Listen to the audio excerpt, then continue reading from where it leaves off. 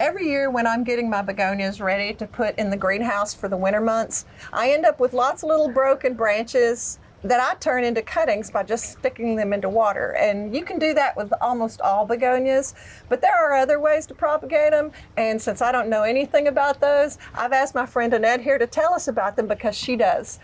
Well, you know, one of the best things about knowing how to propagate is it cuts the expense of whatever it is that we want to make more of. Yep. So let's start out first with a rhizome. Okay. This plant right here, you can see. Look at that. It's growing on rhizomes. Wow, that's And so wild. see how it's circled around and it's circled down. And so one of the things I don't want to do that I look for that's encouraging when at the base, see this was the original where that rhizome was put in there. Comes a new leaf. Yeah. So, but I see over here on this side that perhaps this little one right here, I'm going that to one? slice. Oh, I see 'em. See how this has got one little piece that's growing over there, and it's got a sort of a bedraggled leaf over here. So you think you could cut that one there? This is what I'm going to do. Oh, I'm going to take wow. this You off. just break it off. No. No, you're going to cut it. Okay. I'm going to take this box cutter. Oh. I'm going to, or a nice sharp knife, but I want to cut it right here at the base. Okay. Let's see what I can do here. Lift that out. I'm going to lift it and give it a little heave-ho right here. And we want it to be sound and clean. Let me show you when we get it out of there how the end of it's going to be nice and green. See here? Oh, look. Okay, now, just like this, we're going to produce probably 4 plants. Yeah. Oh, look at the end of that. So that looks good. See, it's very sound. Yeah. It's Okay. solid. There's no rot or And anything. this is actually a root. That's okay. But I am going to remove these leaves from this because that would take away from the growing of the rhizome. Okay.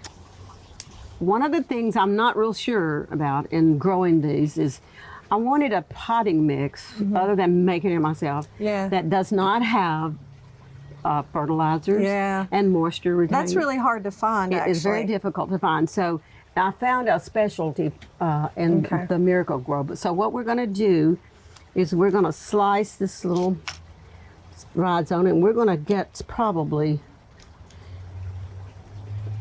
So you just slice it right at those little lines. No, it doesn't matter. Really? Okay. We're cool. just going to see how many pieces. See, there's one. Okay.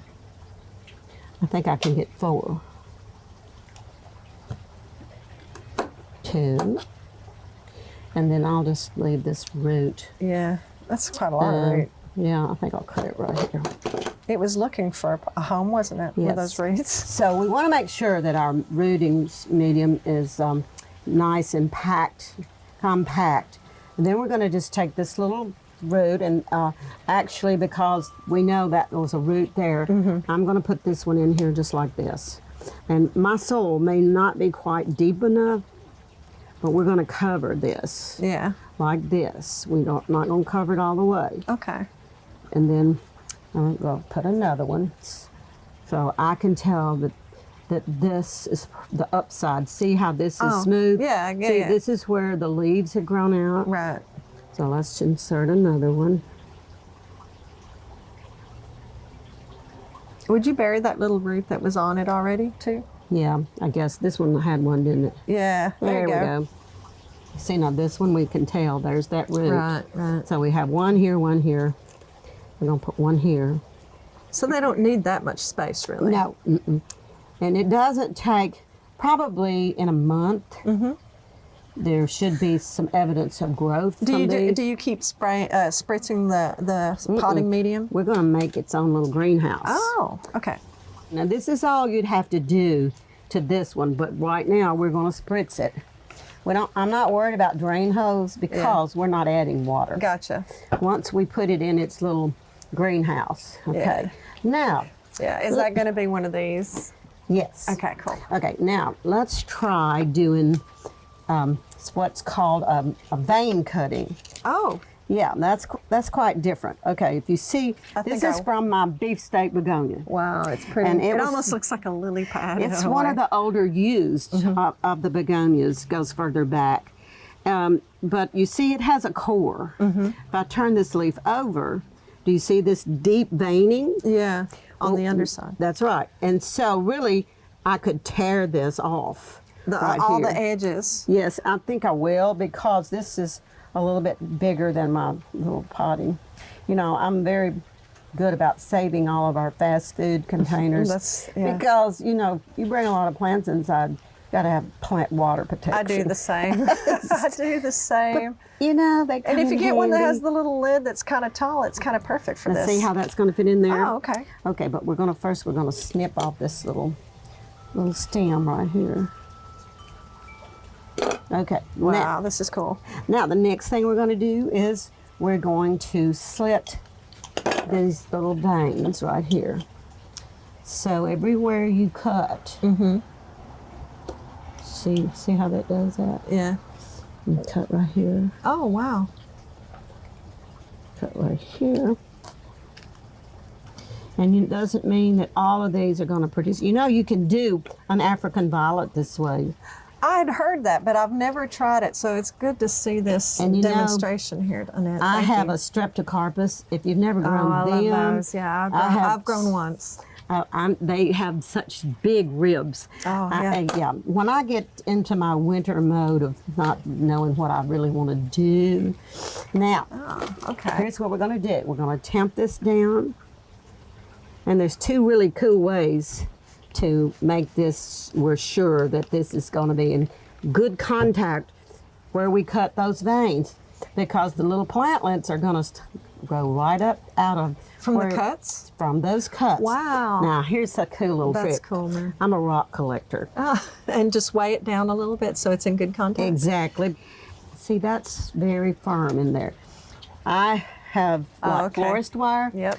And you just take this, snip it, And make a little hook. and you take A little this. U. Yes. And you just put it down like this, Okay. and you push it. To hold it down. And in fact, I just had to share my little rocks with you. No, but that's awesome, though. But anyway, And so now it's going to be in great contact with the soil. exactly. Okay, cool. And see, whatever's in this soil will give it maybe some food, but you don't have to worry about that. Yeah. Okay. So then just a little moisture. Do you put it in a Ziploc bag too? it's going to go. This is one of those big gallon or 2-gallon ones, and no matter also who say- makes them, they Ziploc. That's true. I always save a bunch of plastic bags and stuff for this sort of thing Yes. too, because Yeah. Now then, here is a neat little thing. If these are viable, oh wait, that's the wrong one. yeah, it's this It's one. this one right here. There we go. Okay, believe it or not, in this little piece of paper towel, I have seeds. Oh, They're actually seeds. I've never even seen the seeds Well, of the begonia. I have had seeds. I saved these on purpose. Okay, inside here is the magic package, April. I saved these, put them in a good place. And just like I showed you on the perennial begonias at a recent time, there's a little triangular shaped portion of a bloom. And here's one right here. Do you see this? Yeah. Okay, inside this, I'm going to open it. And I think right there, see that little black thing? Yeah. Those are seeds. See that? Oh, Right there. I've never even thought to look, and you'd think I would. See, that's one. Here's some more that I had gotten out. See right here? Look, you see there's some in there. Yeah. See that? Okay. Those are seeds. They're but- not teeny. No, they're not powder fine. What I am going to do, because whether or not this has to be stratified, I don't know. But you know, if I don't try, Yeah. I won't gain a thing, will I? Yeah, and you know, I mean, since they're native to like the subtropical, tropical Yeah, zones, they you have think to. they wouldn't really need stratification. You, Yeah, right, that's true. Okay, so there's that little round one too. Yeah. Looks like a little frog egg. So what I'm going to do, and hopefully just sprinkle those around I am, and I don't and know. let them fall out. I don't know what's good and what's not good. Well, I'm we'll gonna- just see I'm what going to give them happens. contact. Yeah. Do you ever just really press them down, or do you just lightly? I'm just sort of knuckling them. Okay. Yeah. Now I am. I have like a little wooden block. I do, and so just lightly cover. This is what I'm going to do. And even though I won't have enough room in the little baggie that I brought for all of these, they will all go into that. So Cool. now, I didn't have a tuberous one, but under some of these, I know we have some tuberous varieties here, but I think just knowing how to begin, but I know that if I put 4 rhizomes in there. Yep. If I get 2, Then that's good. And you didn't have to pay for those. no.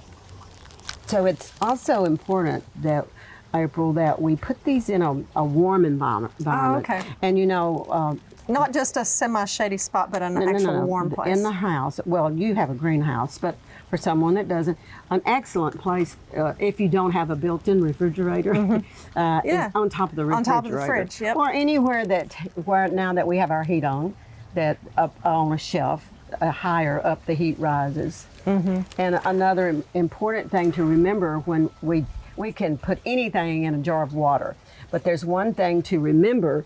When these start to grow roots, the first ones are white and bright, and but then they start to once they start to turn in, like I say, a brown mass, like a little piece of organic something, then that root is not nearly as viable. So see, I've got one that's already started doing it. Yes. So you don't want to leave them. And it doesn't take long. I didn't do this, but like in the last week or 10 days. 7 to 10 days is what it takes for them to produce a root. But now you actually can grow them in water, but you don't take them from the water and plant them in soil. Yeah, they won't adapt. No, you have to catch them when the roots are fresh and young and white. Perfect. In the scope of how costly this growing begonias are, it's not very, because anywhere from $5.99 to, if you were to search through online, you might find some that are $20. But when they come, they're not going to be this. So they're going to be little tinies, probably. I think a good eye when you're going through the aisles of any store that has live plants, you're suspect to find one where you don't expect it. And that's kind of how I've built my collection. Awesome. Thank you so much. I love being out here on this beautiful morning with you. It's beautiful. I remember my first trip here. It's been a couple of years. It has. It's very special, and thank you for having me with you. Well, I think I'm the one that got all the value, but thank you so much, Annette. Well, we're a mutual admiration society. Agreed. Okay. If you love gardening, you'll want to subscribe to our channel. Home garden tours, tips from growers, and lots of plants. Until next time.